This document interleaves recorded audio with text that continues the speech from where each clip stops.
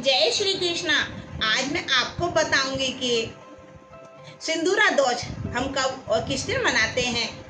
इस दिन हम क्या क्या चीज़ दान करते हैं, क्या नहीं करते हैं और क्या करना चाहिए, क्या नहीं करना चाहिए, पूरी जानकारी मैं दूंगी आपको।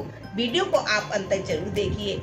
सिंदूरा दोष हरियाली तीज से एक दिन पहले मनाई जाती है, जिसे हम सिंदूरा दोष कहते हैं। इसमें हम अपनी बहू बेटियों के लिए 16 श्रृंगार का दान करते हैं, जिसमें घेवर, फल, मिठाई, सिंदूर, मेहंदी, बिछुआ, महावर, वस्त्र आदि का दान करते हैं। इस दिन हमारी बहू बेटियां शाम के समय पर हाथों पर मेहंदी लगाती हैं और उसके बाद झूला झूलती हैं और बड़े ही प्रेम भाव से मल्हार और गीत गाती हैं। दोस्तों, अगर आपको हमारी वीडियो पसंद आई हो तो वीडियो को लाइक करना, अपने परिवार और दोस्तों के साथ शेयर करना, कमेंट में जरूर लिखना राधे राधे और हमारे चैनल को सब्सक्राइब करना न भूलना। जय श्री कृष्ण।